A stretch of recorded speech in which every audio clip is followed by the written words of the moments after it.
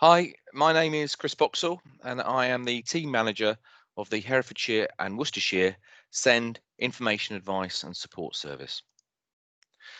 The purpose of this video is to give you a brief introduction to the graduated response.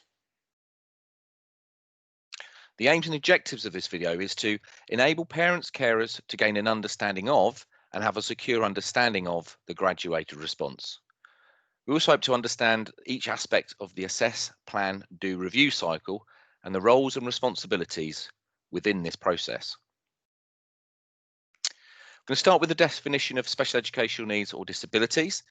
It states that a pupil with SEN, where their learning difficulty or disability calls for special educational provision, namely provision different from or additional to that normally available to pupils of the same age. Children and young people who have SEN may also have a disability under the Equalities Act of 2010. Where a child or young person is covered by SEN and disability legislation, reasonable adjustments and access arrangements should be considered as part of SEN planning and review. The importance of SEN in mainstream was detailed by the Education Secretary of State, Damien Hines, in July 2018. In a conference, he said, "SEND pupils are not someone else's problem. Every school is a school with pupils with SEND, and every teacher is a teacher of SEND pupils. And all schools and colleges, alongside central and local government, have a level of responsibility here. It cannot just be left to a few. Children, young people and parents should and do have a strong say in all of this, and I am clear that specialist provision can be the right choice for those with more complex needs. But mainstream schools and colleges with the right support and training should also be able to offer strong support for many more children and young people with EHC plans, as well as high quality SEN support for those without plans." Okay, so what happens if you feel that your child or young person is not making the expected progress? Okay, so if you feel that your child or young person is not making expected progress and needs the support in school, the first person that you should speak to is either the class or the subject teacher, and the special educational needs coordinator, also known as a SENCO. Now, the SENCO is the person responsible in school for helping to make sure that the needs of the child or young person with SEND are met. They may not teach the child or the young person, but they're there to offer the advice and support to the teacher and talk through what support is already in place and what should happen next. Where any pupil is making less progress than expected, their teacher should target learning to the areas of weakness or difficulty. And where progress continues to be less than expected, the teacher and the SENCO should assess whether the child has SEN. While gathering that evidence, including the views of the pupil and the parents and carers, schools should put in place any interventions and support that should secure better outcomes. Okay, so what is the graduated response? So the term graduated response is used to describe a four-part cycle process, which is assessing, planning, doing, and reviewing of a child and their needs. Where a pupil is identified as SEN, schools should take action to remove barriers to learning and put effective special education provision in place. Working in partnership with the child or young person's teacher and/or SENCO, a plan is agreed to help support the child or young person in making progress and to securing good outcomes. There should be regular recording of the actions and what the setting is taking, the impact of those actions, and the outcomes that are achieved. The plan must be reviewed frequently with all involved in order to assess the plan's impact and to adjust that plan accordingly. This helps identify what support the pupil requires and what progress, if any, is being made. If progress isn't being made, then the help and support will gradually increase. The school and setting can involve relevant external agencies at this point. For example, they could involve an educational psychologist or specialist teachers. Schools can use their notional SEND budget to help support children and young people who are on the graduated approach.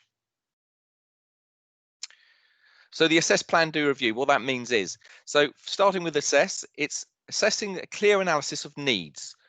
that's being assessed by the class or the subject teacher or external support services. Then there's the plan part, which is interventions and support. What's going to be put in place? What's the expected impact of those interventions on the progress, development, or behaviour of that young person? And then also to put in a clear date for when that plan will be reviewed. There's the do part, which is where the class and the subject teacher, who is supported by the SENCO, do that part of the work. There's also the review, which is looking at the plan in consultation with the parents and the young people, in looking and seeing how the plan is working and reviewing and adjusting accordingly.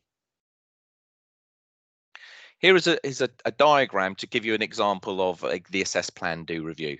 So if we start with the assess, so it's look at and consider the child or the young person's special educational needs, and that is in conjunction with the parents, the child, the class teacher, and or the SENCO. You then plan, which again with everybody else involved, which is parents, carers, young people, child, SENCO, and class teacher, to identify what actions are needed in order to help the plan and set targets, etc. We then look at the do, which is then putting the actions in. And then finally, the review. So regularly checking that the plan is working, have a look at progress is being made, and so necessarily change it, change the support, etc., to make sure that that things are working and making progress, and also making sure who is responsible for doing those. And then it goes around again, we assess again, plan, do, and this carries on. So a child or young person who requires SEN support. It is written in the Teacher Standards of 2012 that all teachers are responsible and accountable for the progress and development of all the pupils in their class, including where pupils access support from teaching assistants or specialist staff. It's very important that the involvement of pupils and parents and carers should be at the centre of assessing, planning and reviewing provision for any child or young person. The school should work in partnership with parents and carers to ensure they receive clear and up-to-date information and are fully aware of the planned interventions and the support and the impact that support and interventions will make. This can include, where appropriate, parental involvement that can help to reinforce or contribute to progress at home. This will also help to ensure that parents and carers are involved in planning at the next steps. So planning SEN support. A plan of action should be agreed, it should be co-produced and then shared among that's involved. This will help to ensure that all teachers and support staff who work with the pupil are made aware of their needs, the support provided, and any teaching strategies or approaches that are required to help the child make expected progress. Now, this may be called a provision map, it may be called a pupil passport, or it may be called an education plan. Could be named other things as well, but they're all the same thing. Support is about making reasonable adjustments and doing things a bit differently. So, for example, you could be looking at additional materials or equipment, interventions on programs for the individual child, interventions in small groups. It could be focused work with the class teacher, SENCO, or other school staff, help for a child to join in class activities, advice and support from other professionals, for example, specialist teachers, educational psychologists, speech and language therapists, just for an example. Here again is another example of a classroom. So you can see at the back there, we've got Claire, who needs a tablet to help them write.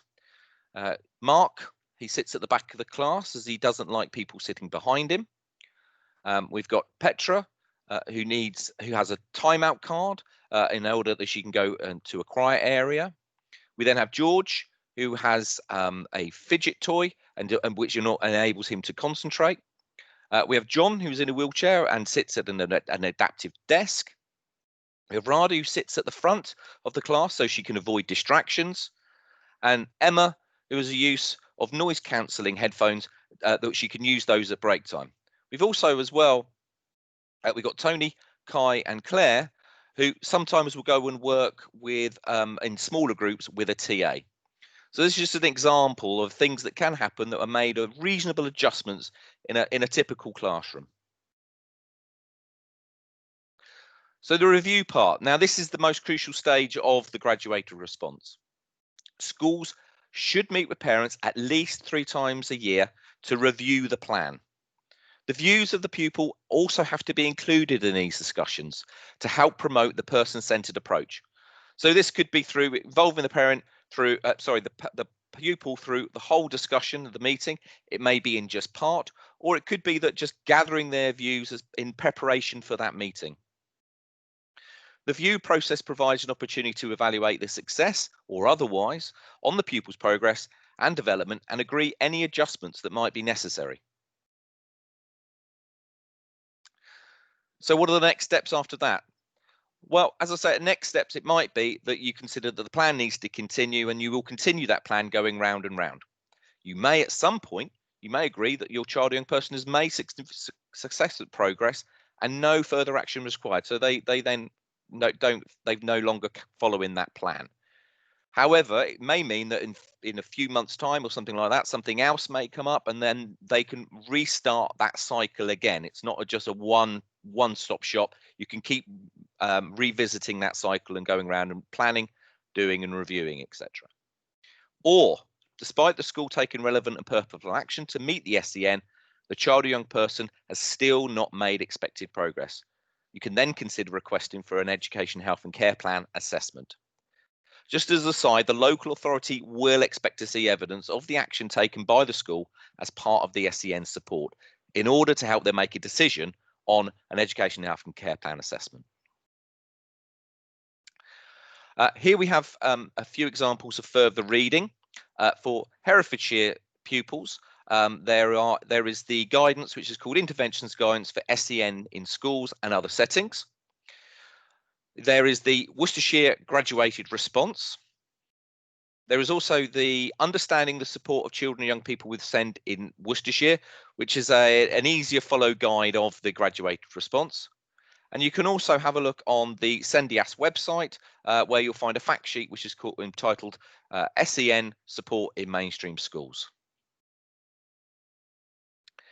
If you would like any further support on this or any other SEND related matter concerning your child or young person, then you can contact the free, impartial and confidential Herefordshire and Worcestershire Special Educational Needs and Disability Information Advice and Support Service.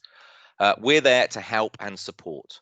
You can contact us in Herefordshire is telephone number 01432 260 955, or in Worcestershire it is 01905 768 153.